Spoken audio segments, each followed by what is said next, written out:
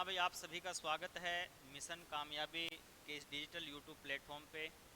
हमने 3 से 4 या शायद 4 से 5 क्लासेज हमने समाज के टॉपिक को लेकर के पढ़ी हैं। आज हम एक नया आपके लिए एक नई शुरुआत करेंगे जिसका नाम रहेगा, नए टॉपिक की शुरुआत की जाएगी कारक को लेकर के। बेहद ही महत्वपूर्ण है ये, चाहे सीईटी का एग्ज़ाम हो, चाहे आप DSSB की बात करें, चाहे एचटेट की बात करें, REET की बात करें, चाहे आप KVS NVS जिस फील्ड में जाना चाहते हैं, बिल्कुल ही गहराई से आज हम एक बात पढ़ेंगे, बड़े ध्यान से पढ़ेंगे कि किस तरह से एक लॉजिकल तरीके से हम किसी भी विषय के अंतर्गत किसी भी टॉपिक को बेहतरीन तरीके से पढ़ सकते हैं। तो जिन भी साथियों ने इस चैनल को यदि सब्सक्राइब नहीं किया है तो आप सब्सक्राइब करके बेल आइकन को अवश्य प्रेस कर लें, ताकि आने वाली प्रत्येक वीडियो की नोटिफिकेशन आपको मिलती रहेगी। तो आइए हम स्वागत करते हैं, और टॉपिक का नाम रहेगा समास कारक। भाई टॉपिक का नाम क्या रहेगा? कारक रहेगा। बेहद लाजवाब टॉपिक है। शायद आप पढ़ चुके होंगे, लेकिन आज पढ़ने के बाद आपको कुछ ऐसा अनुभव होगा कि हाँ, इसमें पढ़ने लायक ऐसा कुछ भी नहीं था, क्योंकि बेहद ही सरस और सरल है। जैसे मैं यहाँ से बात करना चाहूँ, दो शब्दों के मेल से बना है कार जमा कै। इसका मतलब इस कै को हम जिसके रूप में रखना चाहें तो उसका नामकरण कर दिया आप लोगों ने, क्योंकि पै से प्रत्यय और पै से पीछे जो पीछे लग कर के किसी शब्द के अंदर परिवर्तन करने का काम करते हैं वो प्रत्यय कहलाते हैं। ये शब्द नहीं हुआ करते, शब्दांश होते हैं, शब्द के अंश होते हैं, छोटे से हिस्से होते हैं जिनका अपने आप में बड़ा रोल होता है। इसकी जब बात करें तो मैं इसको यहाँ पे एक नाम देना चाहूँ तो इसका नाम दे दूंगा मैं यहाँ पे मूल शब्द। भाई अर्थात कारक को मैंने कह दिया मूल शब्द और कै को कह दिया मैंने प्रत्यय। इसका मतलब दो चीज़ें आपके सम्मुख हैं और उसको आप परिचित हो चुके हैं। अब बात आती है कार का मतलब क्या है। यहाँ पे आपका वो इंग्लिश वाला वर्ड नहीं है जिस तरह से आप पढ़ते हैं कि CAR अर्थात कार, जो पेट्रोल और डीजल से चलती है, वो कार नहीं है। यहाँ पर इस कार से तात्पर्य केवल और केवल किससे रहेगा? इस कार से तात्पर्य होगा करने से। भाई करने से ना समझे तो फिर इसी को हम कह सकते हैं होने से। अर्थात हिंदी के अंदर इन दोनों को मैं प्रयोग में लेकर के आता हूँ तो क्रिया के रूप में जानते हैं, वर्ब के रूप में जानते हैं। क्रिया वो होती है जिन शब्दों से किसी काम के करने या होने का बोध चले। जो नाना करते करते सिर्फ और सिर्फ प्यार कर बैठती है वो ना से कर बैठती है। ऐसी कोई क्रिया नहीं है जो अपना अंत ना से ना करवाए। आपने जितनी मर्जी क्रियाएं पढ़ी हों, पढ़ना, बैठना, उठना, रोना, धोना, आना जाना, खाना पीना, हंसना, खेलना, कूदना, सभी क्या है? सभी क्रिया हैं, क्योंकि सभी के अंत में हमें किसको देखा? तो हमने सभी के अंत में ना को देख लिया। इसका मतलब यहाँ पे भी करना भी हो सकता है, होना भी। अगर आप इसने करने के स्थान पे करना लिख लो, होने के स्थान पे होना लिख लो, इसका मतलब क्या करना क्या होना? तो सीधी सी बात है, काम का करना या होना ही क्या होता है? कारक होता है। काम का करना या होना क्या होता है? तो जी हाँ, काम का करना या होना ही कारक होता है। कारक शब्द को ध्यान से सुन लेते हैं। क्लियर? दूसरी बात करते हैं तो ध्यान से सुने। कार शब्द को मैं यहाँ पे तद्भव के रूप में रख सकता हूँ, तो इसका मतलब जब ये तद्भव है तो इसका कोई ना कोई शब्द तत्सम निकलेगा, और इसका तत्सम होता है कार्य। क्योंकि आज भी हम अगर किसी बुजुर्ग के पास बैठते हैं, अपने बूढ़े दादा या दादी के पास बैठते हैं, तो उनसे यही सुनने को मिलता है कि कोई आज तक काज सुधारा, कार सुधारा, काज सुधारा। इसका मतलब कार्य शब्द से बनता है। लेकिन आजकल इस शब्द को थोड़ा सा मॉडिफाई कर लिया। अगर ये अब ऑप्शन में आ जाए तो ये मत करके आना, क्योंकि हिंदी अपना धीरे धीरे रूप बदलती जा रही है। हर बात को, हर विचार को ध्यान से सुनने की जरूरत है। मैंने यहाँ पे कार के स्थान पर यहाँ पे लिखा है काज, और काज भी ना मिले तो मैंने एक नया शब्द इजाद किया और लिख दिया यहाँ पे कारज। इसका मतलब आजकल हम इस शब्द की मान्यता नहीं रखते तद्भव के रूप में। आपको प्रमुखता देनी है तो प्रमुखता देंगे काज को, ये ऑप्शन में ना आए तो प्रमुखता देंगे हमें कार्य कारज को। इन दोनों का मतलब ही क्या है? कोई ना कोई कार, अर्थात कोई ना कोई कार्य। इसका मतलब आपसे मैं थोड़ा सा फिर ये कह रहा हूँ, मैं आपको पजल्ड करने की कोशिश नहीं कर रहा, सिर्फ इतना याद रखना, कार्य का यदि तद्भव पूछा जाता है तो पहली प्राथमिकता देंगे काज को, दूसरी प्राथमिकता देंगे कारज को, और दोनों ही ना हो तो तीसरी प्राथमिकता में आ जाएगा क्या, कार आ जाएगा। चलिए आगे बढ़ते हैं। अब बात आती है कारक की परिभाषा की भाई, कि कारक की परिभाषा क्या है। बेहद छोटी छोटी वीडियो बना करके एक बिल्कुल ही सामान्य शानदार तरीके से पढ़ेंगे। इसकी परिभाषा बताने के लिए मैं आपके सामने एक उदाहरण लिख रहा हूं, ध्यान से देख लो। उदाहरण क्या है, मैंने लिखा राम ने रावण को बाण से सीता के लिए नदी के तट पर मारा। ये मैं थोड़ा सा कलर चेंज करके अपनी बात को और अधिक विस्तृत करना चाहूँगा। जैसे मैंने यहाँ पे लिख दिया, राम ने रावण को बाण से सीता के लिए नदी के तट पर मारा। दोनों बातें अलग अलग कलर से मैंने लिखी है। इसका बहुत बड़ा कारण है जो आप एक ही पल में समझ जाएंगे जैसे मैं करूँगा। मैंने कोशिश तो ये की थी कि मैं सारे के सारे कारक आपके सामने रख दूं, लेकिन नहीं बन पाएगी बात, क्योंकि यहाँ से हमने एक दो कारक छोड़ दिए जो इसके अंतर्गत नहीं आ सके। लेकिन फिर भी मैं एक बड़े ही सामान्य और बेहद अच्छे तरीके से आपको समझाने की कोशिश करूँगा। सुन लीजिए एक बार ध्यान से। ये यहाँ पर मैं एक बार के लिए थोड़ा सा काम और करना चाहूँगा। जो मैंने यहाँ पे मारा शब्द लिखा है, मैं इसको अलग तरीके से लिखना चाह रहा हूँ। पर के स्थान पे मैंने मारा को इस तरह से लिख दिया। सुन लीजिए अब सुन लीजिए यहाँ पे होने वाला क्या है।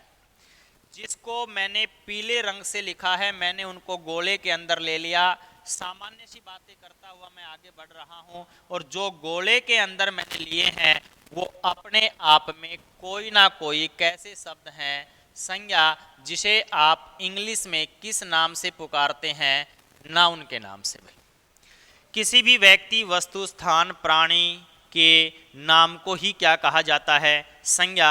अर्थात जिसको आप कोई नाम लेकर के पुकारते हैं वो सब संज्ञा है, क्योंकि संज्ञा का आपने शाब्दिक अर्थ पढ़ा है। शाब्दिक अर्थ हुआ करता है नाम।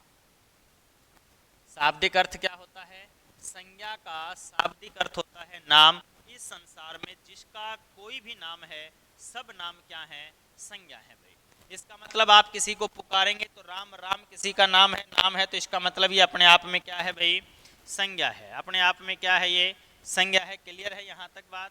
आगे देखें भाई, जिसको मैं अंडरलाइन कर रहा हूँ उनको मैं कहने जा रहा हूँ विभक्ति चिन्ह। ये सबसे बड़ी बात है। जिसको मैंने अंडरलाइन किया है वो सारे के सारे क्या कहलाएंगे, वो कहलाएंगे हिंदी में कारक के टॉपिक के अंदर विभक्ति चिन्ह। और विभक्ति चिन्ह को ही दूसरा नाम मिलता है आजकल पजल्ड करने के लिए, परसर्ग। भाई क्या मिलेगा, परसर्ग मिलता है। फिर से ध्यान से सुनो, यदि पेपर में पूछ ले कि निम्नलिखित शब्द में पूर्व सर्ग कौन सा है, तो भाई साहब ध्यान रखना, पूर्व सर्ग का प्रयोग आजकल हम किसके रूप में करते हैं, उपसर्ग के रूप में करते हैं। तो पूर्व सर्ग और परसर्ग में अंतर है। परसर्ग को मैं कह रहा हूं विभक्ति चिन्ह, और पूर्व सर्ग का मैंने नाम लिया है उपसर्ग, जिसे आप इंग्लिश में प्रेफिक्स बोलते हैं और प्रत्यय को आप सफिक्स बोलते हैं। क्लियर है यहाँ तक? आ जाइए, परिभाषा किस तरह से बनेगी, सबसे लाजवाब तरीके से सीखने की कोशिश करो, आ जाएगा भाई। मैंने यहाँ पे जो लिखा वो क्या लिखा, यहाँ पे मारना है, और मारना अपने आप में क्रिया है।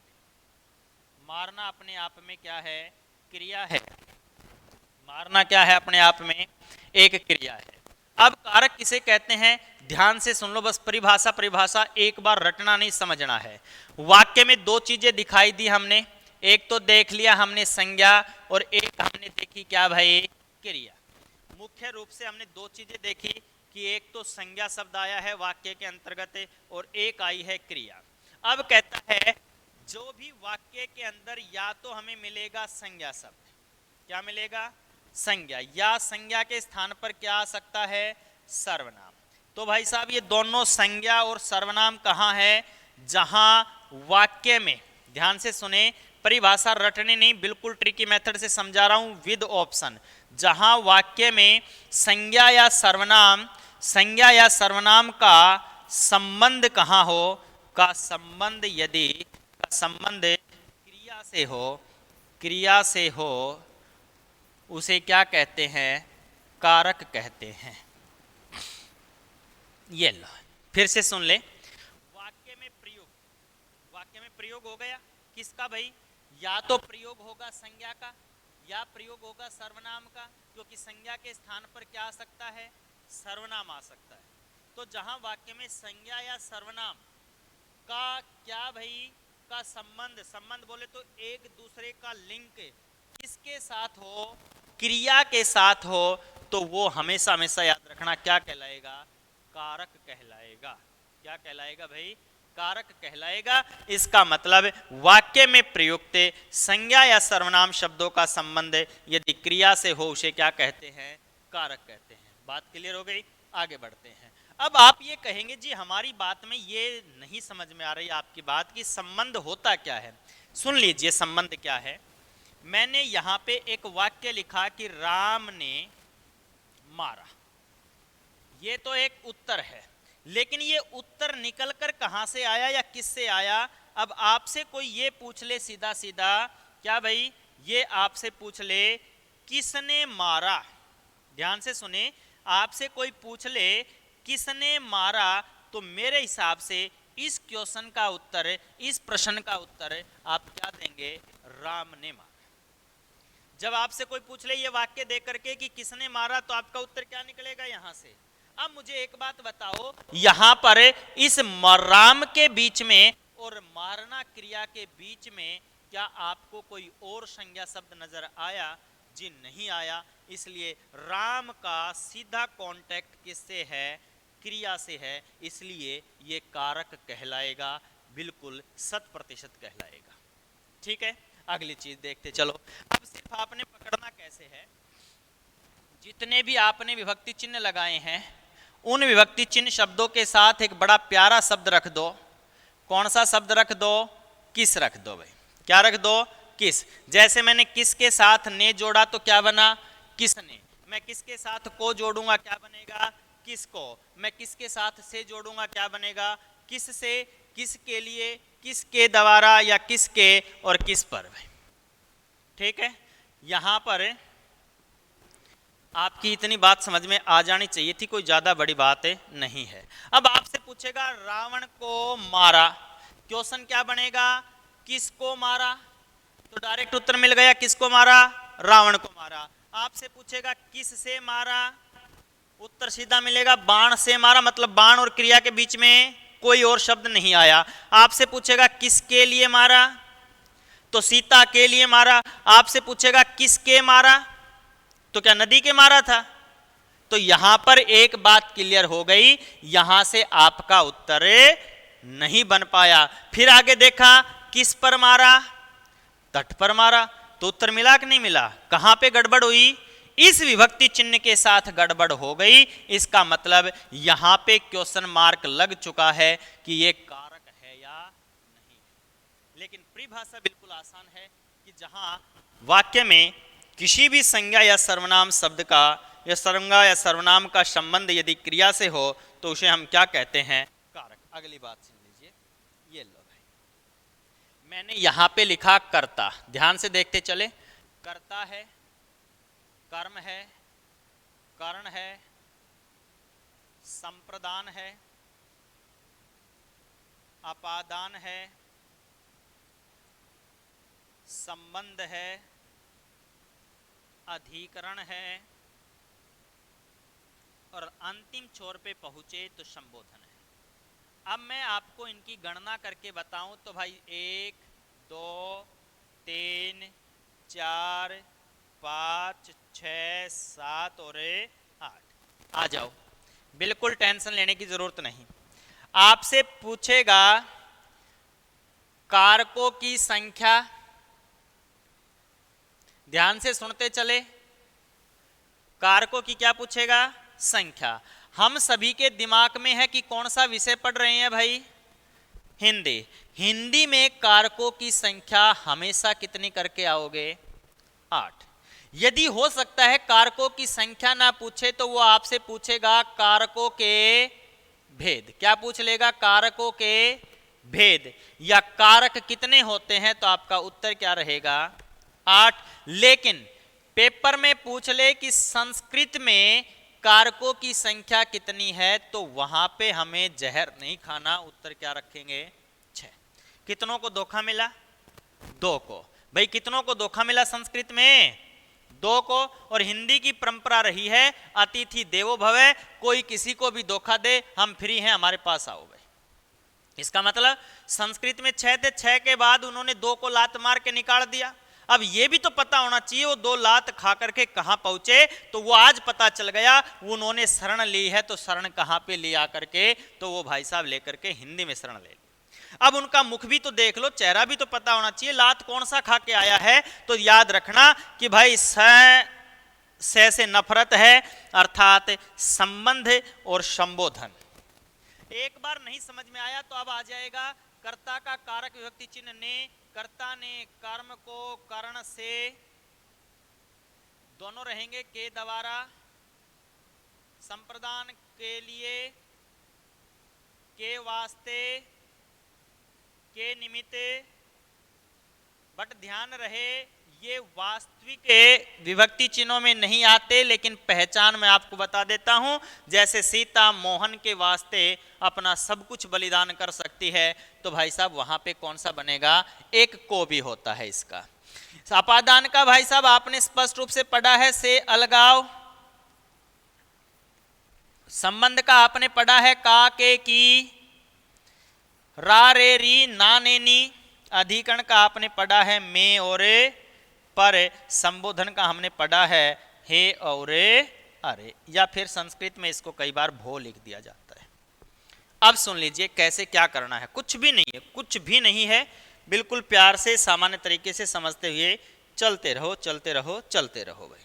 सुनिए अब आपने करना क्या है, आपने ये देखना है कि पीछे आकर के ये बताओ पहले कौन सा विभक्ति चिन्ह है? के है। अब ये के विभक्ति चिन्ह जो है, ये के विभक्ति चिन्ह क्या है भाई? के विभक्ति चिन्ह जो आया है ये कौन से कारक का है? कौन से का है? संबंध का है। अब प्रैक्टिकल कर लो। प्रैक्टिकल करेंगे तो मैंने ये कहा, यहां से आपने एक क्वेश्चन लिखा था नदी के मारा, मतलब आपने एक संज्ञा शब्द उठाया, जैसे राम उठाया, राम के साथ क्रिया उठाई, उसी तरीके से मैंने संज्ञा शब्द उठाया, संज्ञा के साथ एक क्रिया उठाई, तो क्या क्वेश्चन बन गया यहां पे? किसके मारा? तो भाई साहब राम ने बाण किसके मारा था? रावण के ही मारा था। तो क्या ये सही उत्तर निकल पाया? इसका मतलब इस नदी का सीधा कांटेक्ट किससे नहीं है। फिर कहोगे जी हमें क्या है, कैसे पता चला? नहीं चला, और मैं पूरी बात लिख दूं, नदी के तट पर मारा। और अब मैं आपसे पूछूं किसके तट पर मारा? किसके तट पर मारा? तो उत्तर क्या निकला? क्या निकला बे? नदी के। इसका मतलब इसकी गुत्थी को सुलझाने के लिए बीच में किसी और को भी आना पड़ रहा है, इसलिए नदी का सीधा कनेक्शन किससे नहीं है? क्रिया से नहीं है, इसलिए संस्कृत ने इसको लात मार के बाहर निकाला। बिल्कुल सामान्य तरीका है, बिल्कुल सिंपल तरीका है, कुछ भी नहीं रटना। क्लियर हो गई यहां तक बात? आ जाओ अगली स्लाइड पे एक बार फिर से। एक तो भाई पीछा छूट गया, ये केवल देखो हिंदी के अंदर आज भी है, ये हिंदी में ये आज भी है, लेकिन फिर भी मैं इन दोनों का तुलनात्मक अध्ययन करवा रहा हूं ताकि आपको किसी प्रकार की समस्या ना लगे। आइए वापिस आते हैं। तो मैंने कहा राम इधर आओ। अब एक बात मुझे ये बताओ, यहां इधर आने का काम किसने किया? इधर आने का काम किसने किया? राम ने किया। तो जो काम को करने वाला होता है क्या कहलाता है? कर्ता कहलाएगा कि नहीं? मैं कहूं मोहन पढ़ता है, पढ़ने का काम किसने किया? मोहन कर्ता कहलाएगा। मैंने कहा सहवाग क्रिकेट खेलता है, क्रिकेट खेलने का काम किसने किया? सहवाग कर्ता हो गया। अध्यापक पढ़ाता है, पढ़ाने का काम किसने किया? अध्यापक ने किया, इसलिए अध्यापक कर्ता हो गया। लेकिन मैंने अभी ये कहा हे राम, और फिर मैंने लिखा इधर आओ। अब भी आने का काम तो कौन करेगा, लेकिन क्या इस हे राम को आप कर्ता कह दोगे? इसका मतलब अब आप इसको क्या कहोगे, संबोधन कहेंगे। अब बात ये कह रही है संस्कृत कि सारा का सारा बर्डन फिर किसके पास है, राम के पास है, आना अब भी राम को है, लेकिन केवल हे लगने से कहता है कि उसने अपना नाम बदलवा के क्या करवा लिया। इसलिए कह रहा है कि ये झूठी अफवाह फैलाने से, झूठी वाहवाही लेने से हमारे यहां कोई काम नहीं चलेगा। इसलिए संस्कृत ने किसको भी बाहर कर दिया, संबोधन को भी। लेकिन हिंदी के अंतर्गत 8 देवताओं की पूजा की जाती है और इसी क्रम में पूजा की जाती है। कर्ता 1 पे, कर्म 2 पे, कर्ण 3 पे, संप्रदान 4 पे, अपादान 5 पे, संबंध 6 पे और भाई 7 पे अधिकरण और 8 पे संबोधन। बहुत बहुत धन्यवाद आप सभी का, इतना मुझे झेलने के लिए, देखने के लिए, प्यार देने के लिए आपका। आगे की क्लास अगली फिर देखी जाएगी। इस क्लास को एक बार 2 बार जरूर देखना, ताकि इससे सरल तरीका कहीं और मिले तो भी मुझे बताने की कोशिश करना, क्योंकि आज भी हम ज्ञान लेने के इच्छुक हैं। बहुत बहुत धन्यवाद आप सभी का जुड़ने के लिए मिशन कामयाबी के इस प्लेटफॉर्म।